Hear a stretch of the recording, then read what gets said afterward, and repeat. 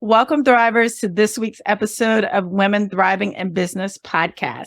My guest today is Celeste Warren, who is a global executive in diversity and inclusion, and who is the author of How to Be a Diversity and Inclusion Ambassador, Everyone's Role in Helping All Feel Accepted, Engaged, and Valued. Welcome, Celeste. Well, thank you, Nikki. Thank you for having me. I appreciate the invitation. Well, I'm excited to just chat with you and learn more about your journey and your role as a diversity and inclusion, I would say sponsor, champion, cheerleader, all those things.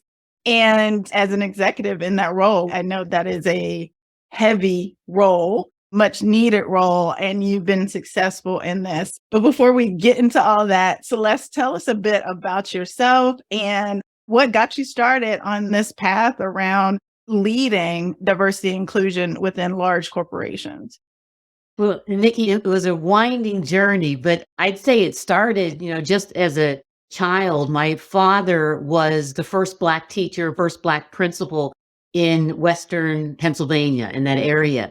And so I had a first row seat on seeing things evolve and change and through the eyes of my parents. At the dinner table, my dad would talk about his day and what it was like, some of the challenges that he faced and being the first and how he overcame them. And my mom would sit there and she would support him tirelessly.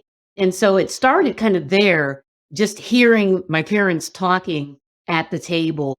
And then as I got older and started working, started to really understand how it was ingrained in me from just a child and being able to look at the roles I was in through a lens of diversity and inclusion and equity, and really fight to make sure that processes, policies, procedures, and also behaviors, that they were embodying what we wanted to make sure that we had in place when it came to diversity, equity, inclusion. So it's never gone away. And it's very interesting how I got into this role because I'm so passionate about this. Whenever it was discussed about, from a succession plan standpoint, about me taking on this role, I would always just say, no, take my name off that list. I don't want to do that because I'm very passionate about it. And I wanted to make sure that if I went into this role thinking about the whole organization, would I have the support that I needed in order for not just me to be successful, but for the organization to get to where it needed to be. And I just didn't know. And so I always kind of just said, no, that's not of interest to me. Until my boss at the time, the chief HR officer, she had a discussion with me and she said, look, I know how you feel about this and this role, but we haven't seen the progress that we wanted to see. And we just really want to see a change. And she said, it was Ken Frazier, who was the CEO at the time. And I really, really think that you're the right person for this role. I thought to myself, oh, well, here's an out because he's the CEO. He's really busy. He's not going to be able to see me for 2 months. And so I can backpedal and just work my way out of this. And I said, sure, I'll talk to Ken, no problem. And she said, great. She grabbed my hand and she walked me over to his office. And so I was like, okay, we had the conversation, and needless to say, he's a very charismatic leader and someone who's very passionate about DE&I. I took the job and here we are. Next year, I'll be going into my 9th year in this role. Wow. You were in an HR role within your organization. Can you talk a bit about how the ideas around diversity and inclusion, or even the sentiment around diversity and inclusion, changed over the time, maybe when you first came into the organization or when you were in HR and other organizations, until the time at which you felt like, okay, I'm really passionate about this and I want to take this senior leadership role and solidify this for the company. But can you talk to us a bit about the journey that got you there and how not only you evolved as a leader, but even how diversity and inclusion has evolved over time? Or like I said, the sentiment and the strategy around it has evolved over time. Yeah, it has gone from when I first started working 30 years ago, it was all about EEO compliance. It was very US focused. It was about, I call it butts in seats. How many women do you have? How many persons of color do you have, et cetera. And I'm not saying that we've overcome in that area when it comes to representation, because we haven't. It's still something that most organizations still struggle in making sure that they are driving change as far as the foundational element of having a diverse workforce. It's evolved from the standpoint, and where I like to take it is it's still very much a part of the foundational element of making sure that you have a diverse workforce, but it also evolves to how are you surrounding that workforce with a culture of inclusion, of belonging, engagement, and empowerment so they can do the work that you need them to be doing as their true, authentic selves. And then also making sure that you're integrating it into the business.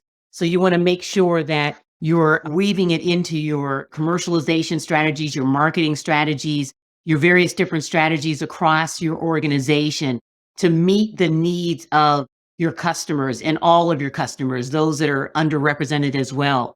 And then the last piece is you got to do the things that you need to be doing within the four walls of your organization. But you got to also stick your head up off of the grindstone, look up and say, what obligation do we have and responsibility do we have as an organization externally? What do we need to be doing to make sure that we're fulfilling the obligation of driving change in the business landscape across the globe in those kind of areas? And I like to say our people, our culture, our business, and our world, and making sure that we're looking at DE&I holistically and looking at it from the perspective of not just myopically and thinking just about representation, but thinking about it holistically across the alpha to omega of the organization. Yeah, thank you for sharing that. I think those four pillars are key, right? I think a lot of organizations focus on that representation piece. The good ones focus on culture a bit, right? So Yeah. if you think about the maturity of an organization within this realm, I think a lot gets stuck at that first and second level. I love how you're expanding it out to the business and to the world. And all four of those really have to work in concert in order Yes. to create the organization that you want. As you think about your time in DEI, even your time within your organization right now, what is the ultimate outcome that organizations should be looking to achieve through their DEI efforts? I would say the ultimate outcome, you want to have an organization where it is integrated into the fabric of the organization, into the DNA of the organization. And so you have to look at your policies, your procedures, your practices, because sometimes you might have the policies and the procedures, but if the managers and the leaders aren't actively practicing it with their employees, the policy is not even as good as the paper that it's written on. Making sure that from that perspective, that it's integrated into that and it permeates through that, but also through the behaviors and the mindsets of the people as well. As a business leader, if I am building my skills and my capabilities around diversity, equity, and inclusion as a leader, I'm creating a more inclusive and psychologically safe environment because of the shadow of the leader. I'm also making sure that my managers on the management teams, that they understand what my expectations are as a leader when it comes to diversity, equity, inclusion. That's really, really important. Creating an environment where the employees feel valued and want to be a part of the organization and a part of the organization's success.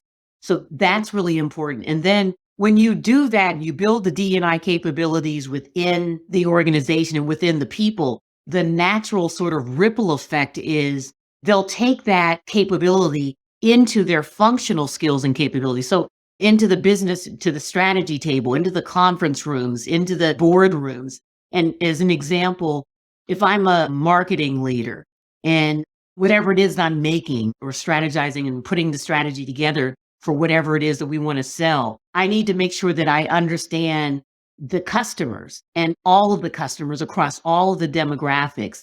A marketer today, if they don't have that DE&I capability and understand what's getting in the way of the various different customers across all the dimensions of diversity and how they identify, what are those obstacles and barriers that are getting into the way of our product being able to meet the needs of the customer? And in order to do that, you can't just interpret what you think the people in that community are going to need. You have to have people from that community sitting at the table with you as you're developing the strategy. So how neat is it? You talk about being able to bring your authentic self to work. If I'm on a marketing team, I have my functional skills and capabilities as a marketer, but I'm also able to bring my cultural experiences to the table as well and talk about why something may or may not work, in my case, in the Black community, and being able to share that at the table as we're developing the marketing strategy. You talk about feeling valued within the workplace, just takes it to a new level. Years ago, we used to talk about, we want people to bring their authentic selves to work. We heard that a lot, right? And people interpreted that as the come as you are, the casual flip flops, or I want to wear whatever I want to wear. And I want my hair to look however I want to look. That's kind of how we talk about it today. But it's not just about that. It's not just the external viewpoint and how you look cosmetically, but it's also the essence of who you are and the essence of your culture and your experience, your lived experience, bringing that to the workplace as well and seeing how it's contributing to driving the business. And that to me is nirvana. That's what you want every employee to feel that way when they come into the workplace. You want employees to have that feeling as they walk into the workplace. You just talked about that, kind of bringing your authentic self to work. There's still a culture of that business, right? And so how do you help people reconcile when there might be a gap between your authentic self and the culture? How do you navigate that as an individual? And then how does the organization navigate that, where they want to create a welcoming space, but yet there's a culture, right? That may bump up against some of those things. Yeah, we have this conversation a lot, especially when I'm traveling and talking in different forums. You have to ask yourself the question. There are three circles. If you think of it as three circles, there's the organizational needs. What is the organizational culture? What are their needs? What do they need from a skills and capability standpoint, functionally? And then there's the employee skills and capabilities. What is it that you bring to the table from the standpoint of, are you an engineer, a scientist, whatever? And then the circle, that's your passions, your embodiment of who you are, the essence of who you are as a person, your culture, your experiences, how you identify, all of that, your passions of what makes you tick. There's that circle. I call it the employment sweet spot. But you want those three circles to overlap. They'll never overlap completely where it's like a funnel, but you want the circles to overlap. And where it overlaps, I call that the employment sweet spot. And you want to try as best you can when you're thinking about, as a potential employee, as a candidate, or as an employee who's in an organization, of looking at the organization in that way and saying, asking yourself, am I in my employment sweet spot? Or are my circles overlapping to a degree where it's nice for me, it's comfortable for me? That's where you feel valued and you feel that you belong and you feel there's a psychological safety as well. And if those circles are not overlapping, then you have to ask yourself, is this the organization for me? Because it's too hard in this day and age to be in an organization that doesn't have the same values, beliefs, ideals, and standards that you have as an individual. And we see that more and more now, Generation Y, Generation Z, in the workplace and coming into the workplace. They're a large percentage of the labor market now globally. And one thing that is true of these two generations is they have individual values and standards that they hold very dear. And they're not going to go to an organization or stay in an organization that doesn't have the same values that they have. And so as organizations, we really need to understand that it's not how it was in previous generations where I'm going to go to the organization and I'm going to assimilate to the culture in the organization. Generation Y and Z are like, that's not happening, and so organizations, they have to understand that and say, okay, how are we looking at the organizational culture where we can respect the tradition of the culture, what we're about as an organization and what our mission statement, our vision, et cetera. But how do we make sure that we're able to bring in the workforce of the future and the workforce of today where the three circles can overlap? Because it's not just a win-win for the employee, it's a win-win for the employer as well. because it's lots of money. When you talk about turnover and having to have to replace employees, that's a huge amount of money that you just don't want to see. Right. I can imagine that as you're talking about this at a large scale, right? You encounter resistance. You encounter folks who are like, that doesn't apply to me. How do you address resistance around DEI topics and cultural shifts? How do you address that resistance and how do you help people understand that this actually impacts everyone?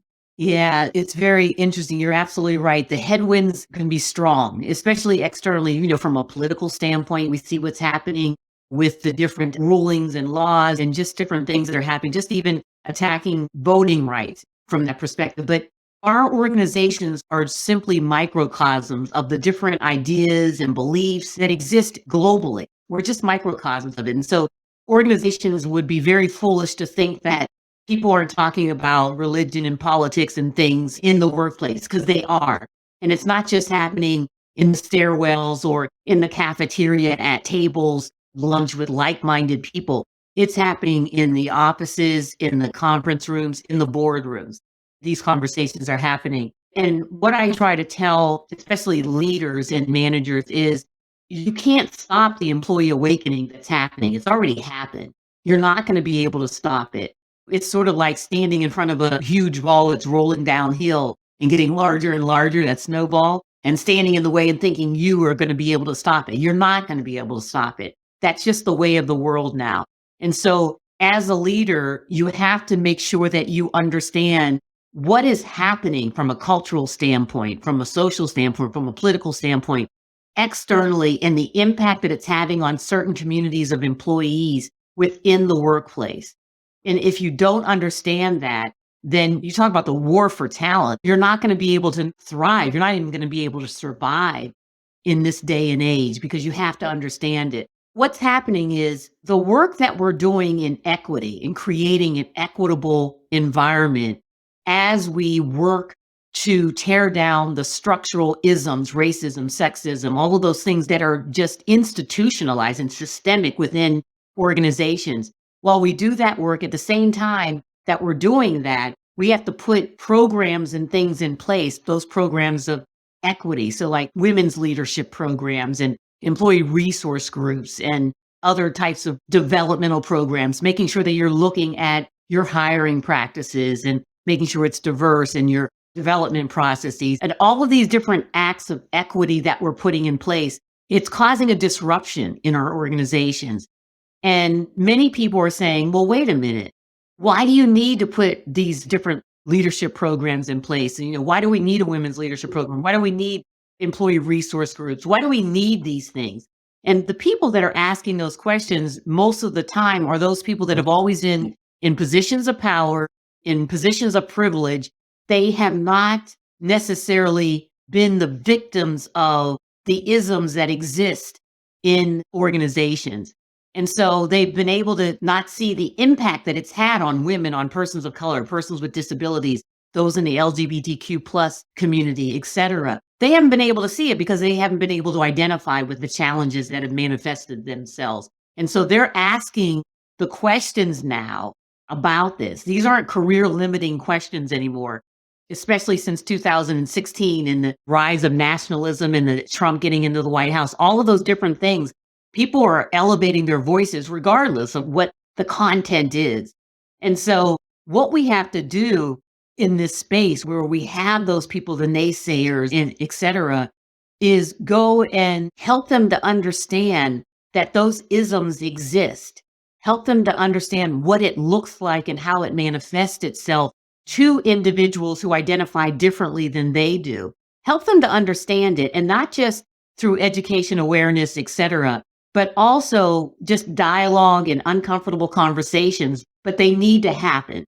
And as we do that, it's not just to educate them, but we want to make them active allies as well and join in the battle and the fight that we're in to create that inclusive work environment, because they think of it as a pie, and it's not a pie. It's not, okay, well, if you get 3 slices of the pie, you're taking 3 slices from me. And we have to help them to kind of think of it as a bar chart where the bars go up infinitely, right? and there's so many opportunities. We have to get them to start thinking that way. And it's not a win-lose type situation. Everyone wins when we create that environment where everyone's going to succeed. Another example I give is in the disability space, where when we think about our phones and Siri and talking with our phones, and that capability was created for individuals with disabilities who had visually impaired. Mhm. And so they needed to have that capability.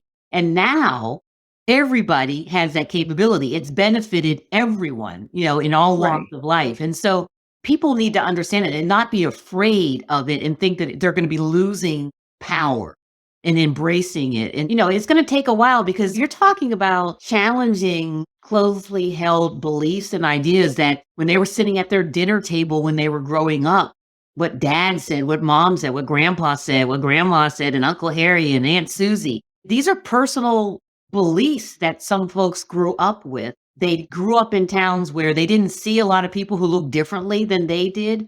And so that environment just was an incubator for some of these beliefs. And so when they get into the workplace and they're all of a sudden surrounded by people who look different than they do, we have to be able to try to get them and grab them and move them forward and turn them into allies. Love that. What you're sharing is compassionate model. You have to understand where people come from, no matter whatever their walk of life. Everybody comes to the workplace from different spaces, as you said, with these deeply held beliefs that they were taught from childhood. And I think that goes no matter who you are and no matter how you were raised, right? There's Yeah. just things that you're taught. And then when you get out into the real world, you're like, oh, that was my parents or grandparents or family experience. That's not necessarily the world that I'm walking into. Yes. And so I think a lot of this is around unlearning, but also establishing your own perspective. Mhm. And add on top of that, the unconscious bias that all of us have, which is part of the fight or flight type thinking. But you add all of that together and it just makes up who we are. Now, there is the compassionate mode, as well as there's that 5%, sometimes 10%, depending on the organization, of folks who they are belligerent with their beliefs and not wanting to come on board, and they just don't want to be part of it. And I always tell people, in any research around change management, and that's what you're talking about, organizational change management and methodology. They'll tell you, any research will tell you that there's a certain percentage that you're just not going to be able to bring on board. You're not going to be able to bring 100% of your people on board with any change that you try to implement. And so you try to get the dog to pull the tail, right?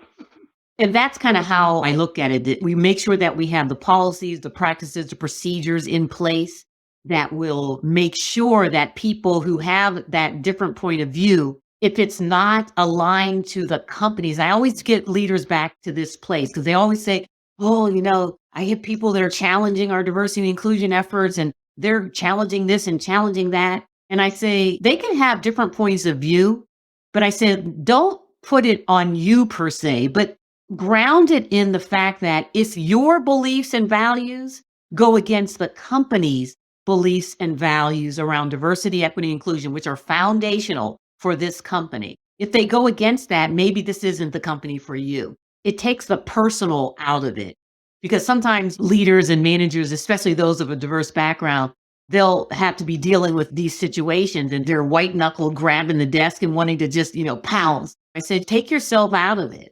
And don't let them sort of reel you in, and just have the conversation from the standpoint of, these are the company standards. If you don't agree with the company standards, then maybe this isn't the company for you, and leave it at that. Make the decision until the point, if you're the manager or leader, you might have to make the decision for them depending on the behavior. Right. As you think about your time in corporate, what would you say has been one of your biggest challenges? I think it's the whole thing that I was talking about as far as the equity, because we have to put these acts of equity in place, these programs, these initiatives, these strategies in place, because we have to create that equity in the organization if we're going to get to true equality. At the same time of doing the harder work of fighting the institutional challenges, those isms that exist. That's a longer time frame. And so we shouldn't have to make people wait until we do all of that strategic aspect of it, however long that takes. It didn't get there overnight. It's going to take longer than overnight to be able to thwart it. But we have to put these acts of equity in place. And those are the quick hits, those strategies that you can get in place right away that are going to help to build those building blocks where everybody can have equal opportunity until we get to that place of equality, true equality. That's the challenge of that disruption, that tension that's in the organization today, because we are not there yet. And with that being said, what would you name as one of your greatest accomplishments? Oh gosh, when I first got in this job, I was doing a lot of traveling outside of the United States. And whenever I would talk about diversity and inclusion in different countries, they would be like, talk to the head. It's like, that's a US thing. We don't have those issues here. So I approached it in a different way. And I would have a conversation with them. I wouldn't mention the words diversity and inclusion, but I'd have a conversation talking about social, political, economic aspects, and then the haves and the have-nots in their country, whether that be classism, colorism, gender, whatever it may be. But I would talk about it, but not bring in the words diversity and inclusion, because they really looked at those two words as a US concept. And then at the end of this very robust conversation, I'd say something about diversity and inclusion, and they would be like, oh. And I'd say, what do you think we've been talking about for the last hour? And they would go, oh, really? And I said, yes, diversity is nothing but differences in people. And last I saw it, when I was walking around London or fill in the city, it was very, very diverse. Lots of different people, the way they look visibly, and then other differences when I would sit down and hear them talking, et cetera. And so that exists. How do you bring that into the organization, leverage those differences to create a better organization? And so I would say one of the things that I'm proud of, fast forward 8 years later, the growth that we have seen outside of the United States, in our regions, in our markets, has just been phenomenal. An example, our employee resource groups, when I first got in this job 8 years ago, they were primarily in the United States. We had a few in Europe, a few in Latin America, and Puerto Rico. Now we have grown exponentially globally with chapters of employee resource groups across. We have 10 employee resource groups, but we've grown up 280 chapters globally, and a primarily large percentage of them are outside of the United States now. So it's been wonderful to see that, because that was something that I really wanted to do, and make sure that we were looking at it holistically across the people, culture, business, and world, but also looking at it from a global perspective internally as well. I love that. What you said is most people think that this is a US issue. I think it's more stark here, right? Very visible racial division or racial differences. Other countries are diverse as well, right? No matter what country you go to, there's different ethnic groups, there's different backgrounds, there's all these things. I think it gets couched as we're all one, right? But if you really dig into the culture, and I'm sure you saw this on your travels, if you really dig into it, there's a lot of differences. Very much so. Very much so. It's just phenomenal. One of the things that we did, we started 2 years ago, we call it a D&I Speaker Leader Series. We would get country leaders each month, feature a different country leader in a different country, and they would talk about diversity, equity, inclusion, how it manifested. So they give a little bit of the history of the country in that space. They talk about what that looks like today, and then they talk about within the organization how it manifests itself in some of the things that they're doing. And I tell you, that has been wildly, wildly successful over these last 2 years, because people want to hear about the different countries and what D&I looks like in that country. And one of the ones that was one of the largely attended was Brazil. And the statistics that he was talking about, as far as next to Africa, it's the second largest population, people of African descent, even with the United States. And so people were like, I didn't know that, the chat's just blowing up and everything. You learn a lot about it in the UK, Ireland. It's so funny because some people still think they must be under a rock or whatever, living under a rock, but they'll say, in England or whatever, we don't have any issues with colorism or racism. And I'll say, yeah, ask Meghan Markle that. It's all around. It's every country. Every country has the haves and have-nots. It's how you identify them in whatever way. And so having people embrace that, to me, it's just been very confirming of the work that we started out to do and where we are right now. Right. I love that. Well, now let's talk about your book. I see it behind you. You can hold it up so people can see the lovely cover. Can you Um, see it? yes, we Yes. can see Okay. it. There we go. So, talk to us a bit about the book, some of the lessons that you have in there, how you came to write the book, and what some of the key takeaways are. Nikki, I never thought that I would ever be serious about writing a book. And the publisher, he reached out via email and he started in like end of 2018 and said, "Oh, Celeste, hi, I'm so and so, so and so. I'm from BK Publishers. And have you ever thought about writing a book?" And thought leader in this space. And I was like, no. There were a couple of things that were going through my mind was who would care about what I have to say? No one would buy it. And my self-talk was just very, very negative. And so he said, "Well, just think about it." And every maybe 6, 7, 8 months, he would send another email. And then the pandemic hit and we're all shuttered in place. And he emailed again. And I was like, "Oh, I don't know." And he said, "I just think it would be the right thing for you. I think it would be good." Well, what else do I have to do on a weekend or whatever? Can't go anywhere. I can't do anything. Listening to my 2 kids who were home from college and from school argue. So they shepherded me through the process and we were thinking about, okay, what is it that you want to write about? And we kind of talked about it. And I said, whenever I talk, whether it be internally or externally, inevitably there's always someone who comes up to me afterwards and says, "Celeste, I hear what you're saying, but I'm not a leader. I'm not a people manager. I don't feel like I can really impact a change. What can I do?" And Mhm. so after so many years and years of hearing that, I thought, you know what? I think I'd like to be able to write something that highlights the fact that everybody has a role to play in this game called diversity, equity, and inclusion, and helping people to feel empowered to impact change. And so that's kind of how the idea came about. And so I just basically said, okay, I want to make it simple. It's this 3-step model that's really, really simple that everyone can understand. First is assess yourself. Look at yourself internally and say, what is it that I need to do? What am I missing? What skills, what capabilities, what biases do I have? But get in touch with yourself and understand you as a person. And then second thing is look at the environment around you, whether it be your department, whether it be if you're in a school system, look at your school system, wherever you are, look at the environment around you, the organizational environment, and say, okay, what's missing? What's not working here? What's getting in the way of it being a truly an inclusive environment? And then the third thing is take action. So it's not enough to assess yourself, assess the organization, have all of these great ideas in your head, but they're just things in your head if you don't take action. And so the book kind of looks at different personas too. So an individual contributor, a person who's in a D&I role, a person who's in an HR role, a senior leader in the C-suite, a first or second line manager, and also an HR person as well. It takes these personas through that model and says everyone can kind of understand what they need to be doing in order to truly be a diversity and inclusion ambassador. And I hope that it helps people. It gives them a sort of a playbook and helps them to, very importantly, feel empowered to be able to make change. Right. That's exactly the word that came to me is empowered. It Mhm. sounds like a way to empower folks no matter where they sit in the organization.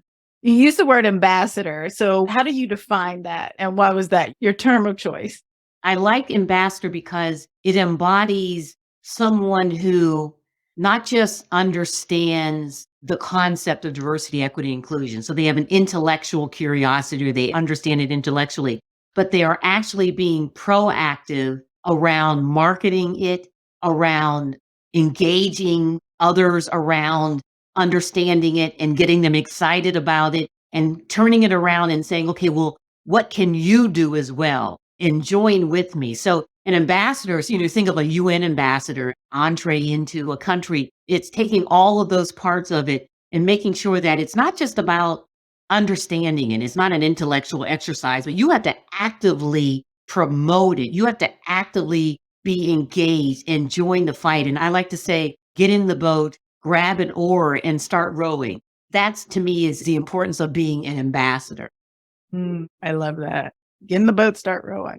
Everyone should read it. But what are some of the things that people should really take away from the book that they could put into action? I think when you think about taking action, and I'll just talk about the individual contributor who I would hear a lot from. Believe it or not, I'd hear it from every level because it was always looking up and saying, they won't, they won't, they won't. Believe it or not, I'd hear it from every level. But I would say, believe it or not, I'd hear it from every level. One, join an employee resource group.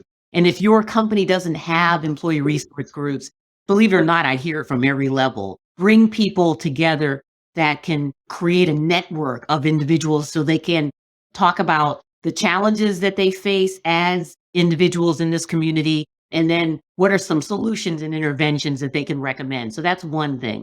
Secondly, an easy thing to do is go to your manager and say, you know what? We have staff meetings, if they're once a month or once a week, whatever they might be, and say, can I take just an hour during our regular staff meeting and let's have a conversation around diversity, equity, inclusion, or let's go get one of the e-learning modules and have everybody do the training and then let's talk about it. Or send an article out to everybody around diversity, inclusion, have everybody read it and then facilitate a conversation about it. But get people to start talking about diversity, equity, inclusion. And when you start talking about it and you send articles out and you do different things like that, it helps to build the capability of not just you, but the people around you as well, and creates that environment. So those are just a couple of things as individual contributors that you can do very easily. Another thing, if you're not comfortable going to your manager just yet, invite your colleagues into a lunch and learn. So send the article out to a bunch of colleagues and coworkers and say, hey,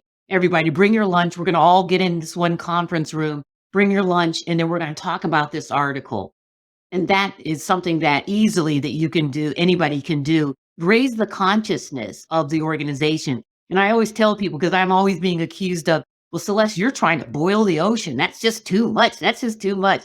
And I say, no, I'm trying to boil one or two or three people. And all I'm asking you to do is boil one or two or three people around you. Because if they do that and keeps doing, it's going to be the ripple effect. And pretty soon we will have boiled the ocean. So that's kind of my method to my madness.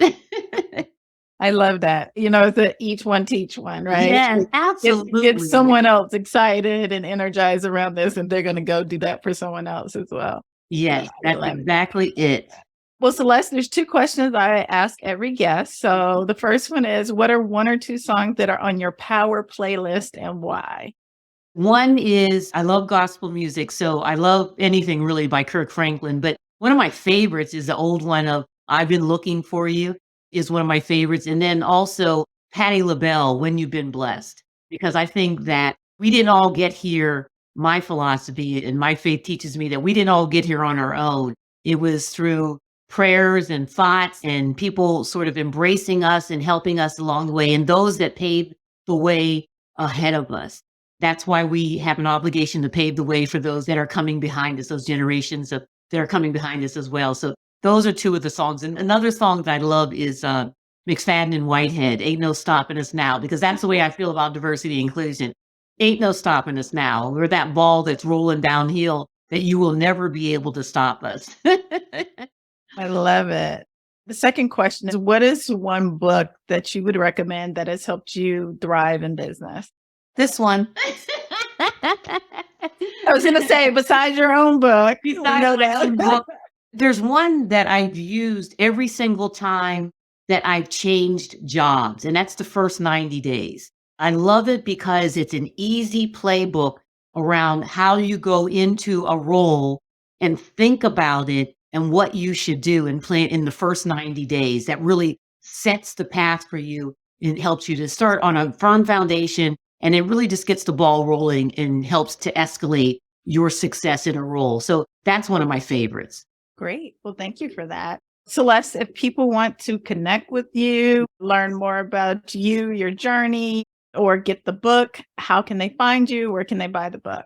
Well, the book's available on Amazon and in Barnes and Noble and anywhere you can get a book, really. But Amazon's the easiest. Just go on and search and put How to Be a Diversity and Inclusion Ambassador and my name, and it'll pop up there. It's available in Kindle. It's available at Audible as well. So that's one thing. But you can find me on website crwdiversity.com. That's C, Celeste, R. I'm not going to say what the R is for. W, Warren, diversity.com. And you can go on my website and it has more information about the book, about different things that I do and just thoughts that I have and opportunities that we have. And so I love for people to connect. I'm on LinkedIn as well and Twitter, CRW Diversity is my Twitter handle. So I love to connect with folks. Well, Celeste will include all that information in the show notes. And listeners, I encourage you to buy the book, to check out Celeste on all her different social, as well as her website. She is a wealth of information and has been there, done that, and is still doing it at a very high level. So, Celeste, I thank you for your time. I appreciate your insights and looking forward to see what you do next. Thank you for the opportunity to be here with you, Nikki. I appreciate it so much. All right, take care.